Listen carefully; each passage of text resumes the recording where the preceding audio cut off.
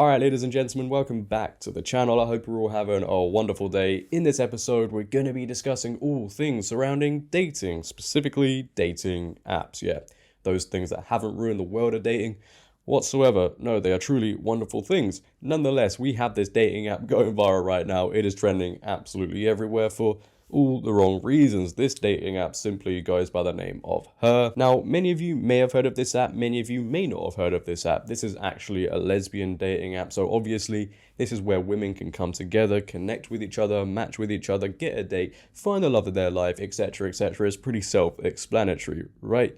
No, because obviously we don't live in a time that is pretty self-explanatory, because we live in a time now where pretty much every single man can put their hand up and say, hey, look guys, I now identify as a woman. Then based off that very sentence, they too can then use this app. And this is where the controversy, the frustration is coming in, because as women are using this app and they're swiping away, what they're starting to see is not women, but more and more men. And they simply do not want that. I didn't realize, right, that dating preferences were this controversial, but as we're about to find out later on in this video, oh, how wrong I was. Now, obviously, there are going to be women out there who like this dating preference, but from what I've seen, the large reaction on social media, Twitter, Instagram, a lot of women do not like it for obvious reasons. You know, it kind of gets rid of the whole idea of being a lesbian on this app, right? Because you downloaded this app in the very first place to connect with other women, not men identifying as women, right? It doesn't make much sense to me, but then again, what do I know? Apparently nothing.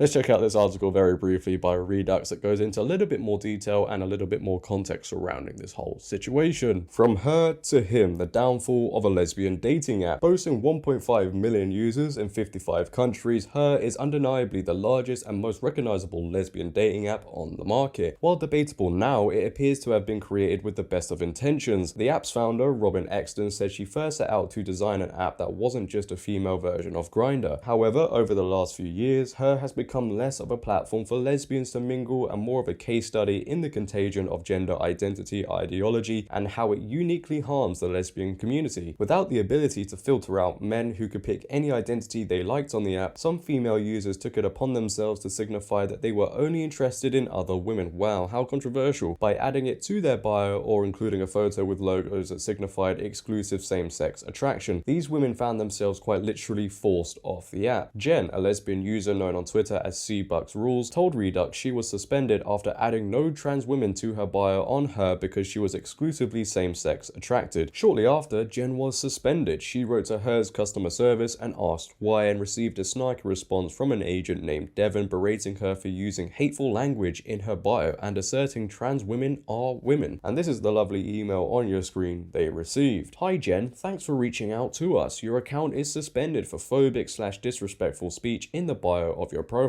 Specifically, please only contact if you're born female and proud to be a woman. Absolutely no trans women or non-binary people, please. Her is a welcoming place for queer people, including non-binary and trans folk. Trans women are women. Regards, Devon. Oh boy, 2023 is it's just great. I can't get my head around this one. Ladies and gentlemen, maybe somebody in the comment section can let me know, because obviously I'm just a dinosaur here, right? And my unintelligent brain just can't see the logic behind this. But women who are lesbians are being forced off this app because they don't want to date men who identify as women. You can't make this up, really. Can you?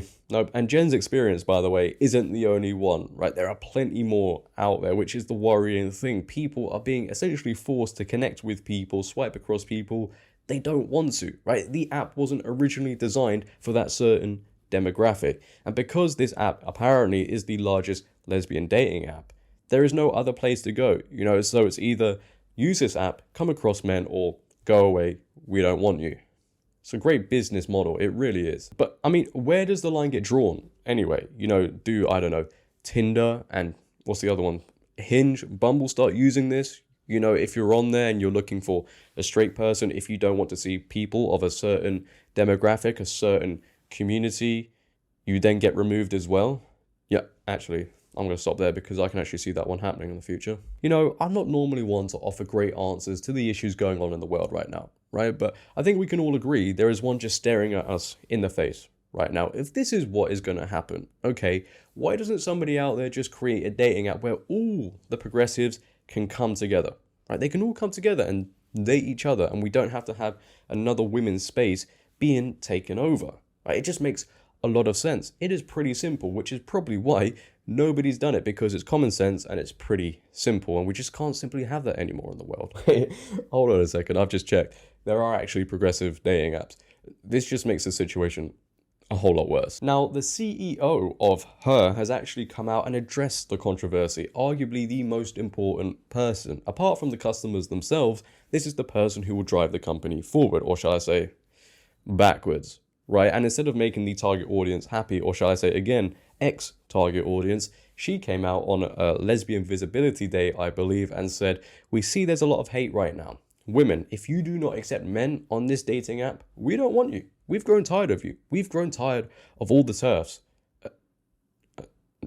I'm not joking. I'm just going to let her speak for herself. Happy Lesbian Visibility Week. Happy Lesbian Visibility Day. From me, I'm Robyn. I'm the CEO at Her, and from all of the Her team. To all our lesbians in our thriving community, we see you, we love you. And a big thing we're wanting to talk about this year for Lesbian Visibility Day is the incredible breadth and representation of this lesbian community. There are some, frankly, just like hideous, overbearing, aggressive, offensive voices right now on the internet, the TERFs, and we are here to make it clear that lesbians exist of all different kinds and types. There is no one way to be a lesbian. And so anyone who is trying to suggest or other you in your lesbian identity can get the especially if it's on Her. We are a platform for all lesbians, trans lesbian, non-binary lesbians. You are all part of our lesbian community. And there's no space for TERFs on Her. So with that, happy Lesbian Visibility Day. Hey, look, guys, right? For those of you that have watched me for a long time, okay, I think it's pretty clear. I like to talk a lot, right? I use a lot of words. And there's very few times I actually struggle to find the words to say about a situation. This is one of them. I mean it when I say this. I don't know what's going on anymore. I'm lost. And if I feel like this, imagine how the women who are using this app must feel.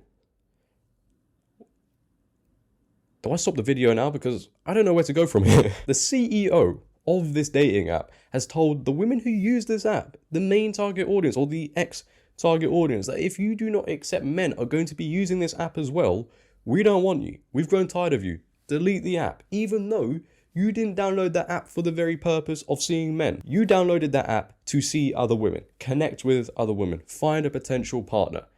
But they don't care about that. No, they don't. How does that make any sense? It's a great business model. It really is. And all the other CEOs watching right now, seeing this unfold, take notes. You really should. Oh, wait.